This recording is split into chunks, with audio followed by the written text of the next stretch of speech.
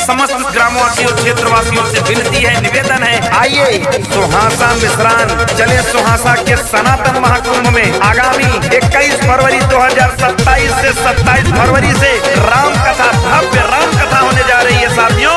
मर्यादा पुरुषोत्तम की राम कथा की जीवन गाथा। आइए सनातन महाकुंभ में सुहासा मिश्रान मुंगरा बादशाहपुर जौनपुर में। जिनकी कथा को सुन के झूमे ये जमाना, ये हो भैया जिनकी कथा को सुन के झूमे ये जमाना, शिवम महाराज जी, शिवम महाराज जी का भैया जमाना दीवाना। इनके हृदय में है भैया राम नाम का खजाना। जिनकी कथा को सुन के झूमे ये जमाना, जिनकी कथा को सुन के झूमे ये जमाना, शिवम महाराज जी, शिवम महाराज जी का है ये जमाना दीवाना। शिवम महाराज जी का है भैया जमाना दीवाना।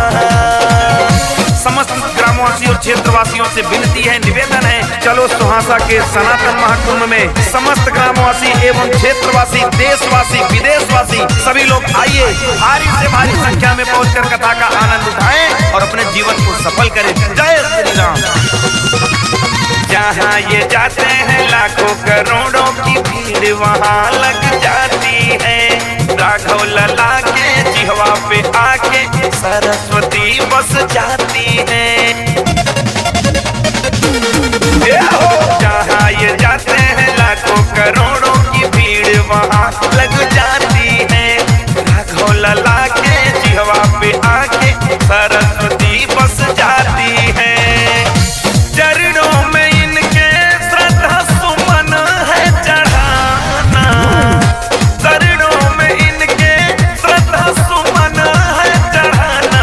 शिवम महाराज, शिवम महाराज जी का है भैया जमाना दीवाना। शिवम महाराज जी का जमाना दीवाना। श्री राम कथा की परम कथा, पूज्य कथा अमृत वर्षा श्री शिवम शुक्ला जी महाराज के द्वारा होने जा रही है। तो भारी से भारी संख्या में पहुंचकर कथा का आनंद उठाएं और अपने जीवन को सफल बनाएं। धन्य जौनपुर सुहासा की धरती, शिवम महाराज जी आएंगे। अपने मुखों से राम लला की पावन कथा सुनाएंगे। बाहु मिश्रान सुहासा जाओ। धन्य जौनपुर सुहासा की धरती, शिवम महाराज जी आएंगे। अपने मुखों से श्री राम लला की पावन कथा सुनाएंगे। कविता या तूल चंचल राह सा जवाना, कविता शिवम चंचल जी राह सा जवाना। शिवम महाराज जी का, शिवम महाराज जी का है भैया पूरा जमाना। अतुल पाड़े को बुलाकर भैया भजन करवाना। जय सनातन, जय सुहासा मिश्रान।